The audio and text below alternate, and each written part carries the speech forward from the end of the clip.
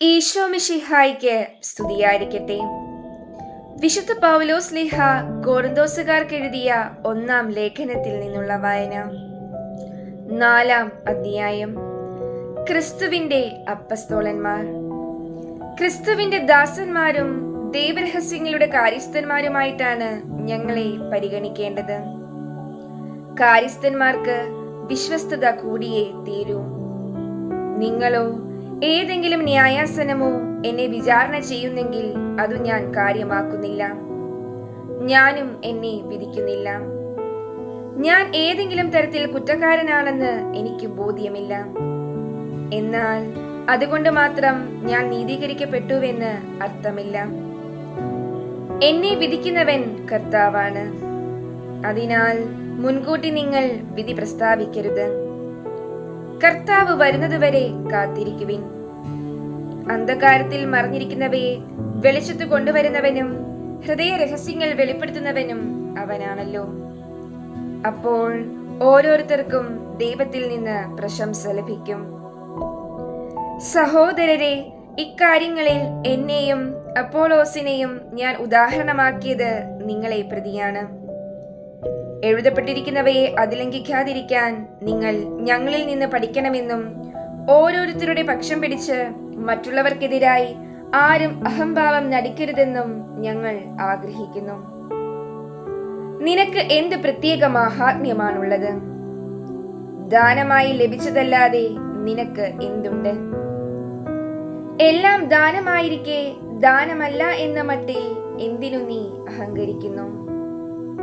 ഇപ്പോൾ നിങ്ങൾ എല്ലാം തികഞ്ഞവരായെന്നോ? നിങ്ങൾ സമ്പന്നരായെന്നോ?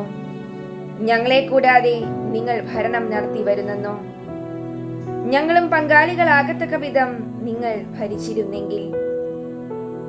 ദൈവം അപ്പസ്തോലന്മാരായ ഞങ്ങളെ മരണത്തിന് വിധിക്കപ്പെട്ടവരെ പോലെ ഏറ്റവും അവസാനത്തെ നിരയിൽ പ്രദർശിപ്പിച്ചിരിക്കുന്നുവെന്ന് ഞങ്ങൾ വിചാരിക്കുന്നു.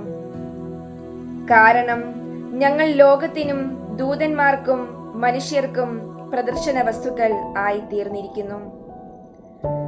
ഞങ്ങൾ ക്രിസ്തുവിനെ പ്രതി ഭോഷന്മാർ, നിങ്ങൾ ക്രിസ്തുവിൽ ജ്ഞാനികൾ. ഞങ്ങൾ ബലഹീനന്മാർ, നിങ്ങൾ ബലവാന്മാർ. നിങ്ങൾ ബഹുമാനിതർ, ഞങ്ങൾ അവമാനിതർ. ഈ നിമിഷം വരെ ഞങ്ങൾ വിശന്നും ദാഹിച്ചും നഗ്നരായും പ്രഹരങ്ങളേറ്റും പാർപ്പിടമില്ലാതെയും കഴിയുന്നു. സ്വന്തം കൈകൊണ്ട് ഞങ്ങൾ അധ്വാനിക്കുന്നു. നിന്ദിക്കപ്പെടുമ്പോൾ ഞങ്ങൾ അനുഗ്രഹിക്കുന്നു. പീഡിപ്പിക്കപ്പെടുമ്പോൾ അടിപതറാതെ നിൽക്കുന്നു. ദൂഷണം പറയുന്നവരോട് ഞങ്ങൾ നല്ല വാക്കു പറയുന്നു. ഞങ്ങൾ ഇപ്പോൾ ലോകത്തിന്റെ ചപ്പും ചവറും പോലെയും എല്ലാറ്റിന്റെയും ഉച്ഛിഷ്ടം പോലെയുമായി തീർന്നിരിക്കുന്നു.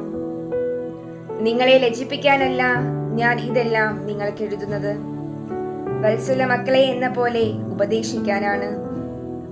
നിങ്ങൾക്ക് ക്രിസ്തുവിൽ 10,000 ഉപദേഷ്ടാക്കൾ ഉണ്ടായിരിക്കാം, എന്നാൽ പിതാക്കന്മാർ അധികമില്ല. സുവിശേഷ പ്രസംഗം വഴി യേശു ക്രിസ്തുവിൽ നിങ്ങൾക്ക് ജന്മം നൽകിയത് ഞാനാണ്. ആകയാൽ നിങ്ങൾ എന്നെ അനുകരിക്കണമെന്ന് ഞാൻ അഭ്യർത്ഥിക്കുന്നു. കർത്താവിൽ എന്റെ പ്രിയപുത്രനും വിശ്വസ്തനുമായ തിമോഥെയോസിനെ നിങ്ങളുടെ അടുത്തേക്ക് ഞാൻ അയച്ചത് എല്ലായിടത്തുമുള്ള എല്ലാ സഭകളിലും ഞാൻ അവരെ പഠിപ്പിച്ചുകൊണ്ടിരിക്കുന്നത് പോലെ ക്രിസ്തുവിലുള്ള എന്റെ മാർഗങ്ങൾ നിങ്ങളെയും അനുസ്മരിപ്പിക്കുവാനാണ്. ഞാൻ നിങ്ങളുടെ അടുത്തേക്ക് വരികയില്ലെന്ന് കരുതി നിങ്ങളിൽ ചിലർ ഔദത്യം ഭാവിക്കുന്നുണ്ട്. എന്നാൽ കർത്താവ് തിരുമനസ്സായാൽ ഞാൻ ഉടനെ തന്നെ അങ്ങോട്ട് വരും. അപ്പോൾ ആ ഉത്തതന്മാരുടെ വാക്കുകളല്ല ഞാൻ മനസ്സിലാക്കുക, അവരുടെ ശക്തിയാണ്. ദൈവരാജ്യം വാക്കുകളിലല്ല ശക്തിയിലാണ്. നിങ്ങൾക്ക് ഏതാണ് ഇഷ്ടം? നിങ്ങളുടെ അടുത്തേക്ക് ഞാൻ വടിയുമായി വരുന്നതോ സ്നേഹത്തോടും സൗമ്യതയോടും കൂടെ വരുന്നതോ?